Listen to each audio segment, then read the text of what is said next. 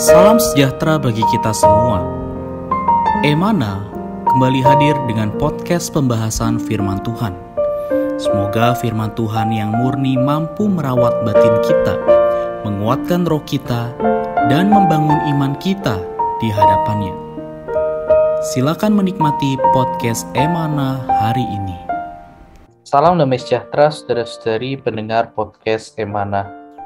Puji syukur kepada Tuhan, pada hari ini kita dapat kembali lagi menikmati porsi ayat bacaan firman Tuhan. Bersama dengan saya Saudara Richard dan juga Saudara Bambang. Halo Saudara Bambang. Halo Saudara Richard, puji Tuhan. Amin. Puji Tuhan saudara-saudari, kita menikmati hari ini di dalam porsi ayat bacaan firman Tuhan di Yohanes pasal 13 ayat 1 sampai 20. Secara khusus perikop ini membicarakan mengenai sebuah topik, yaitu tujuan membasuh kaki. Topik ini didasari dari sebuah ayat di dalam Yohanes pasal 13 ayat 5. Kemudian ia menuangkan air ke dalam sebuah basi dan mulai membasuh kaki murid-muridnya, lalu menyekanya dengan kain yang terikat pada pinggangnya itu. Nah, sebenarnya apa yang menjadi tujuan dari Yesus membasuh kaki murid-muridnya? Apa yang melatar belakangi kisah ini? Ini menjadi judul topik kita hari ini ya, tujuan membasuh kaki. Ya, untuk apa Tuhan Yesus membasuh kaki? Dan bagaimana latar belakang kenapa kok memakai pembasuhan kaki gitu ya? Ya. Pendengar podcast Emana yang terkasih, Yohanes pasal 13 ayat 1 mengatakan, sementara itu sebelum hari raya Paskah mulai, Yesus telah tahu bahwa saatnya sudah tiba untuk pergi dari dunia ini kepada Bapa. Ia mengasihi orang-orang miliknya yang di dunia ini, dan ia mengasihi mereka sampai pada kesudahannya. Ya. Ayat ini menjadi ayat kunci untuk menjawab apa tujuan dari Yesus membasuh kaki murid-muridnya. Di sini dikatakan ia mengasihi orang-orang miliknya yang di dunia ini. Iya. Jadi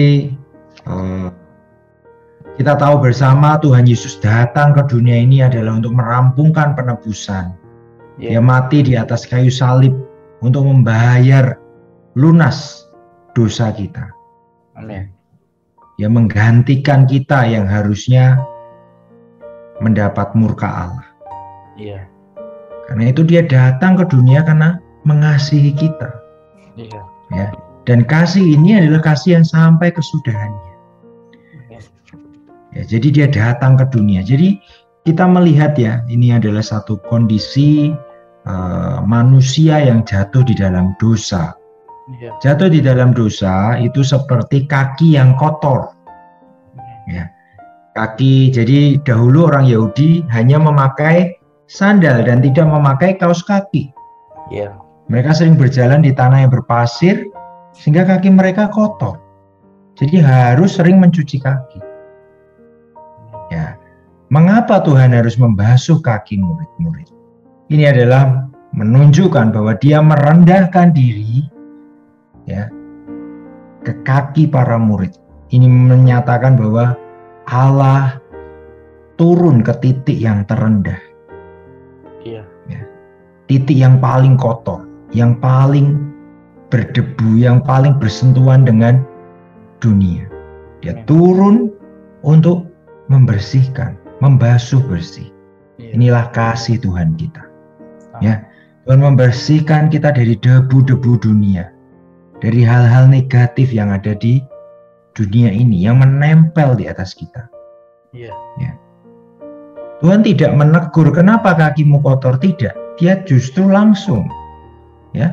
Lalu di ayat 4, lalu bangunlah Yesus dan menanggalkan jubahnya, ia mengambil selai kain lenan dan mengikatkannya pada pinggangnya. Ayat 5, kemudian ia menuangkan air ke dalam sebuah baskom dan mulai membasuh kaki murid-muridnya. Tidak ada penghakiman, tidak ada menunggu sejangka waktu, tetapi dia langsung membasuh kaki murid-muridnya. Ini menyatakan apa? Sebenarnya Allah yang lebih dulu mengasihi kita. Allah yang lebih dulu datang kepada kita. Ya, demikian Saudara Richard. Jadi tujuan Tuhan Yesus membasuh kaki murid-muridnya adalah karena Tuhan Yesus mengasihi. Amin. Dan dia mengasihi dengan kasih yang kekal. Amin. Amin. Ya, puji Tuhan atas kasih Tuhan ini. Ada kasih yang kekal yang membasuh kaki kita. Dia datang kepada kita karena kasihnya yang sampai kepada kesudahannya, ya, sehingga Tuhan di sini membasuh kaki murid-muridnya. Kemudian, apakah pembasuhan ini bisa diterapkan di dalam kehidupan Kristen kita? Baik, memang sepertinya cukup sekali ya pekerjaan penebusan Tuhan di atas kita, ya. Sekali kita percaya Tuhan, menerima Dia, Tuhan membasuh bersih kita, mengampuni dosa-dosa kita. Tetapi kita perlu ingat, kita masih ada di dunia. Kita belum berjalan di jalan yang terbuat dari emas murni seperti di Yerusalem baru. Ya. Kita masih berjalan menempuh kehidupan dunia dan ada kemungkinan kita kotor. Ya. Kita berbuat dosa. Ada kemungkinan kita dipengaruhi oleh hal-hal negatif. Ya. Karena itu kita masih perlu Tuhan, ya, hari demi hari menyegarkan kita. Ya, menyegarkan supaya apa? Supaya kita tidak terus-terusan berbuat dosa, tidak terus di dalam hal negatif. Ya. Kadang ya karena berbuat dosa atau tidak sengaja melakukan hal-hal negatif, maka kita seperti bersekat dengan Tuhan. Kita seperti tidak ada semangat rohani. Ya, kita tidak ada kemampuan untuk maju. Bahkan mungkin kita lemah, kita merasa Tuhan meninggalkan kita. Tidak, saudara-saudari.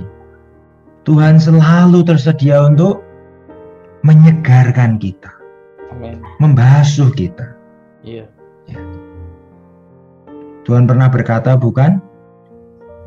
Barang siapa yang percaya kepadaku, dari dalam hatinya akan mengalir aliran-aliran air hidup. Ya. Tuhan memberikan air yang kekal. Kasih-Nya kekal, air yang mengalir dari Dia menyegarkan kita, membuat kita memiliki semangat rohani. Ketika keadaan rohani kita redup, ketika lingkungan kita penuh dengan hal-hal negatif, kita perlu dibasuh dengan air. Amin. Bukan air yang sekedar air dari dunia ini ya, misalnya cuci muka atau apa, bukan, mandi, bukan. Tetapi benar-benar air yang mengalir dari batin kita. Amin. Ya, mengalir dari Kristus, sang sumber hayat itu. Jadi perlu apa? Ya, perlu meminta Tuhan. Tuhan, kembali basuh bersih aku, Tuhan. Kembali segarkan aku, Tuhan. Beri aku semangat rohani supaya aku bisa berjalan lagi. Ya. Supaya penempuan kehidupan kita di dunia ini tidak terus dikotori oleh debu-debu dunia, tetapi kaki yang panas karena debu ini setiap hari disegarkan sehingga ada semangat untuk maju. Kehidupan Kristen kita harus maju, harus semangat. Puji Tuhan. Amin. Ya, puji Tuhan ya, saudara-saudari, di dalam kehidupan kita sebagai orang Kristen pun pembasuhan ini juga dapat kita terapkan ya. Sehingga kehidupan kita ya, meskipun kaki kita tidak luput dari kotoran debu, keadaan lingkungan sekitar kita, tapi puji Tuhan ya, ada Kristus yang datang ya, Tuhan datang untuk membasuh kita ya, sehingga dan rohani kita yang redup bisa dipulihkan ya, sehingga kita dapat terus disegarkan, dan kita dapat terus menikmati Dia sebagai sumber hayat kita. Baik, sebagai kesimpulan, Saudara Bambang memimpin kita di dalam doa. Mari saudara-saudari pendengar podcast Emana yang terkasih, kita merespon firman Tuhan ini, menyambut pembasuhan, menyambut air hayat ya, dengan berdoa. Semoga dimanapun kita berada ya, kita menerima pengaliran air hayat itu yang membasuh kita, menyegarkan kita. Mari kita berdoa. Tuhan, terima kasih, kasih-Mu kasih yang kekal sampai pada kesudahannya. Kau mengasihi kami orang-orang kepunyaan-Mu. Kau datang di titik yang terendah. Oh Tuhan, di titik yang paling kotor, untuk membasuh bersih kami, menyegarkan kami. Oh Tuhan, terima kasih Kau kerjakan ini semua karena Kau mengasihi kami. Tuhan, kehidupan kami penuh dengan debu-debu dunia, penuh dengan kotor, penuh dengan hal-hal negatif. Amin. Oh Tuhan Yesus, Kau sanggup Tuhan membasuh bersih kami. Kau tersedia Tuhan untuk terus menguatkan kaki kami. Oh, supaya kami bisa memiliki semangat rohani, semakin maju di dalam Engkau, semakin meninggalkan dosa, semakin meninggalkan hal-hal yang negatif, karena Engkau tersedia sebagai air yang mengalir. Kau sebagai sumber hayat terus membasuh bersih kami. Terima kasih Tuhan Yesus. Amin. Amin. Puji Tuhan. Terima kasih Saudara Bambang atas sharingnya hari ini. Tuhan Yesus memberkati. Tuhan Yesus memberkati Saudara Richard. Amin. Sekian pembahasan firman porsi hari ini. Sampai jumpa di podcast berikutnya. Jangan lupa untuk download aplikasi Emana pada handphone Anda untuk manfaat yang lebih banyak. Tuhan Yesus memberkati.